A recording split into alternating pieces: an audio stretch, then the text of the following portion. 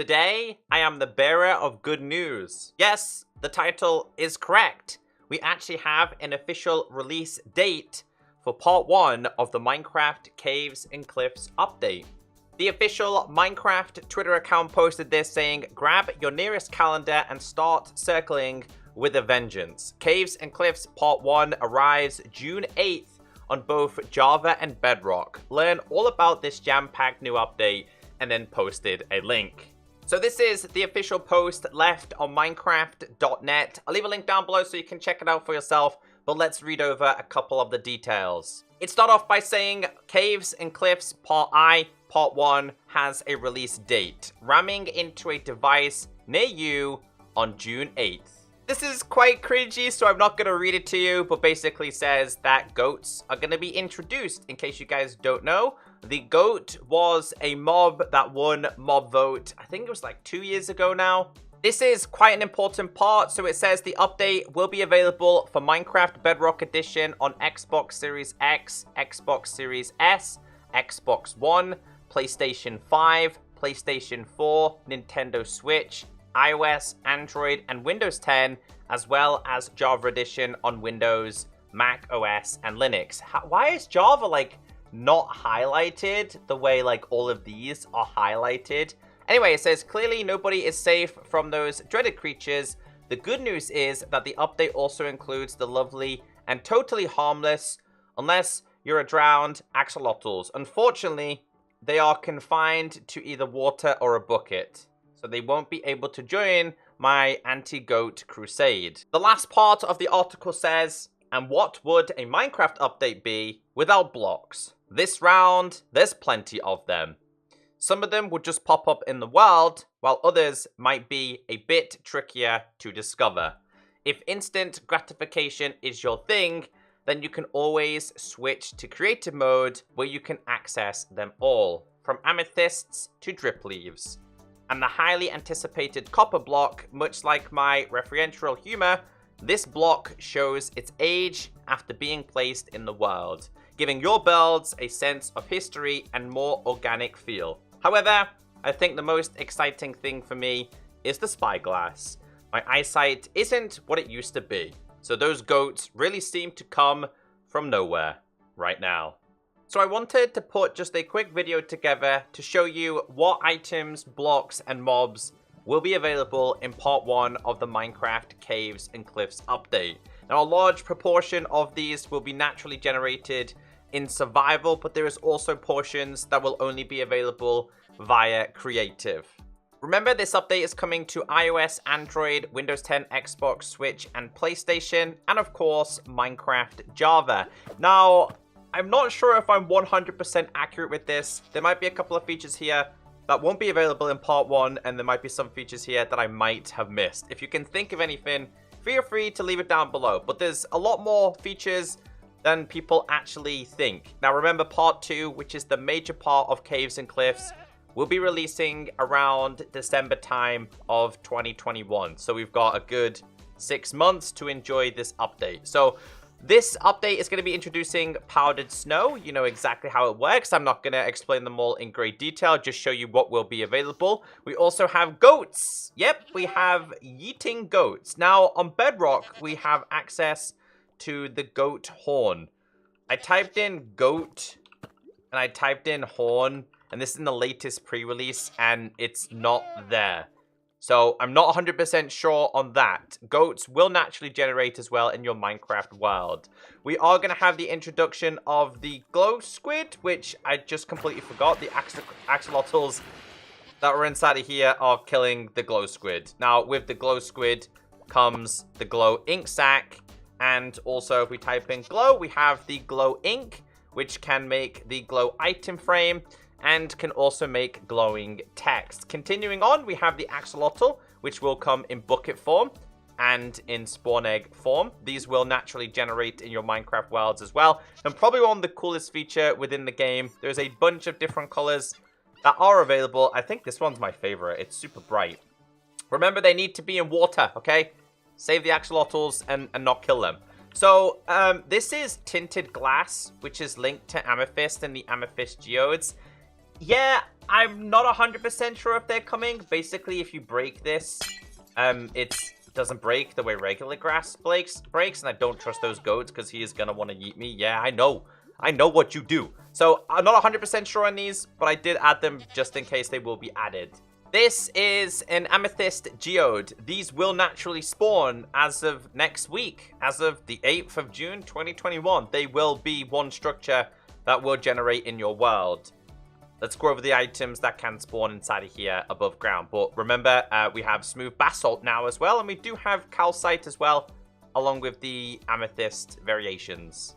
We have the block of amethyst, the budding amethyst, the most important one. We have small, medium, large, and amethyst cluster. They will then create this, which is the amethyst shard, which does have a use. Again, being linked to the tinted glass, but not 100% sure on that. And then a feature down there, which we will go over. We are going to have the introduction of copper. This will naturally generate. We do have this, which is deep slate copper ore. I think this might only be available via creative. I could be wrong there. I feel like I'm definitely missing something here. But we will get copper, and we will... Well, this is going to be in the game regardless. And then we have block of raw copper, the bean block. So if we type in raw, we're going to have the bean block being gold, ore, and copper, and iron. So let's go over a couple more features with this. So we do have the copper ingot. We're going to have the raw variation. Remember, you're going to break this. And if we just go to, if I just give myself a pickaxe real quick and show you, because again, this is a big change. If we go to survival, when we break this now, it's no longer the ingot. You then get this, which can be fortuned, by the way. Such a great feature. That is the same for iron, gold, and coal as well. Going back to creative, again, we have the raw item. We have drowns. I have myself a looting 1000, and that is because in the next update, drowns will drop copper. They will drop copper, making an official copper farm possible in the next update. I think that's a huge feature. It's also a lot of rotten flesh. Copper can create this, which is the lightning rod, which is a great feature in my opinion. Again, my house has never been really burned down, but this thing can be great to create charged creeper farms. We have tons and tons of... But one thing, wait, one thing. Please tell me they're going to fix... Please tell me they're going to fix this texture. My OCD peeps, what we saying? That's going to really bother me. I hope it gets fixed. But like I said, we have tons of blocks being introduced, down to blocks, down to stair variations, and of course, down to slabs. Again, they're all different depending on weather, depending on if you use honey on them as well. This is why we have the shard. Now, of course, not super great for Java.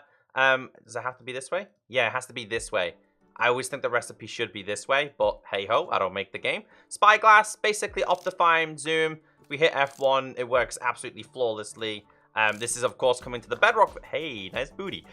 Obviously coming to the Bedrock version, which I feel like is going to be a lot more useful on Bedrock compared to Java. But yeah, huge fan of this. Make sure you read the sign. Basically, we're going to have better signs. So if I type in dye, we'll grab this, and we'll grab some regular black, and we'll grab some glowing. They finally did some changes to this, so if we tap on this... In fact, let's just start again and just say, like, hi, YouTube.